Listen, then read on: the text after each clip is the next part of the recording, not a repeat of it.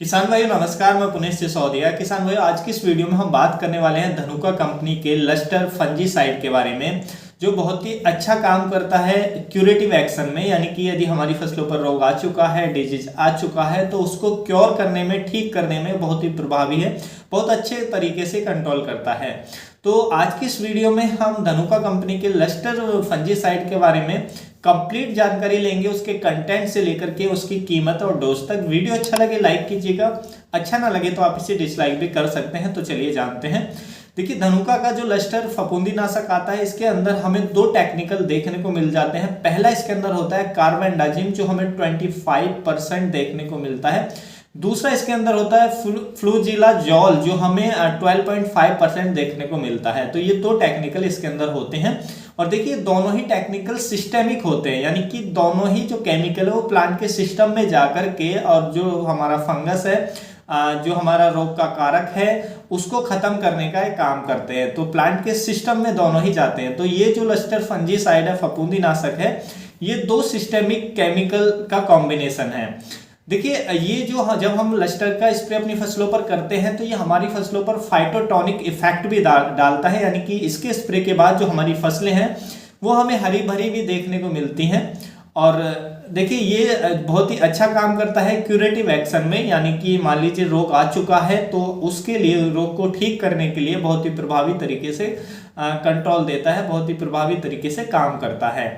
यदि हम बात करें कि ये जो फंगस पे किस तरीके से काम करता है, यानी कि इसका मोड ऑफ एक्शन क्या है, तो देखिए ये क्या काम करता है। ये फंगस की सेल वॉल में इंटरफेयर करता है, सेल वॉल को नहीं बनने देता है, जिससे फंगस की डेथ हो जाती है, फंगस खत्म हो जाती है, फंगस आगे नहीं बढ़ पाती है। दूसरा, ये फंगस की रेस्पिरेटरी सिस्टम पे भी अटैक करता है। तो इसके दो मोड ऑफ एक्शन होते हैं। तो इस तरीके से फंगस को खत्म करने का काम करता है हमारे पौधे के अंदर, प्लांट के अंदर। यदि हम बात करें कि कौन कौन से रोगों पर डिजीज पे अच्छा काम करता है, तो देखिए राइस की फसल में, यानी कि पेडी के अंदर जो हमें शीत ब्लाइट की समस्या देखने को मिलती है, तो शीत ब्लाइट डिजीज पे अच्छा काम करता है। उसके लिए आप इसका स्प्रे दे सकते हैं।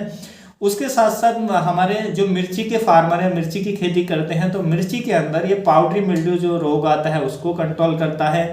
जो फ्रूट रॉट डिजीज हमें देखने को मिलता है मिर्ची में, उसको अच्छे से कंट्रोल करता है। डाई बैक डिजीज जो आता है मिर्ची के अंदर, उसको कंट्रोल करता है। तो मिर्ची पर बहुत ही अच्छा काम करता है। पाउडरी मिल्ड्यू को भी कंट्रोल करेगा, डाई बैक डिजीज को कंट्रोल करेगा, फ्रूट रॉट डिजीज को भी कंट्रोल करेगा।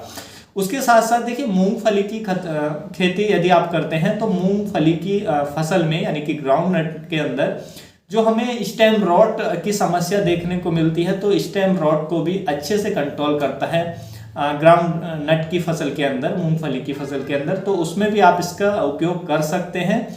उसके साथ साथ देखिए, एप्पल में जो हमारे प्री मैच्योर लीफ फॉल होता है, यानी कि जो हमारे अपरिपक्व जो हमारी पत्तियां हैं वो गिरने लगती हैं, येलोइश होकर के झड़ने लगती हैं एप्पल के अंदर, सेब के अंदर, तो उसको भी ये रोकता है। इसका स्प्रे आप ले सकते हैं। तो देखिए, जो हमारा एप्पल के लिए जो हमें इसका यूज करना होता है, डोज वो अलग है और बाकी फसलों के लिए अलग है। तो यदि मैं एप्पल की बात करूं, यानी कि सेब की बात करूं, तो सेब के अंदर जो आपको इसका स्प्रे लेना है, वो इसको 65 ml ये दवा लेनी है, और उसको 100 लीटर पानी में मिला करके आपको स्प्रे करना है। तो 65 ml दवा को 100 लीटर पानी में मिलाकर आप अपने पौधों पर, जो आपके एप्पल के प्लांट हैं, सेब के प्लांट हैं, उन पर आप स्प्रे ले सकते हैं। और देखिए, अन्य फसलों पर जो आपको इसकी डोज रखनी है, वो रखनी है 2 ml पर लीटर पानी में मिलाकर आपको स्प्रे करना है। अदर फसलों पर, जैसे वेजिटेबल क्रॉप के अंदर, और जो मैंने एप्पल का प्लांट बताया, उसमें 65 ml प्रति 100 लीटर पानी में मिलाकर आपको प्लांट के ऊपर स्प्रे करना है। तो ये आपको डोज रखनी है। तो उम्मीद है किसान भाइयों, जो आज की जानकारी आपको अच्छी लगी होगी। जानकारी अच्छी लगी तो वीडियो को लाइक कीजिएगा, ज़्यादा से ज़्यादा फार्मर के साथ इसे शेयर कीजिएगा, ताकि उन तक भी ये जानकारी पहुंच सके। मिलूंगा मैं आपको एक और नई वीडियो में नई जानकारी के साथ। आप अपना बहुत बहुत ख्याल रखिएगा। धन्यवाद।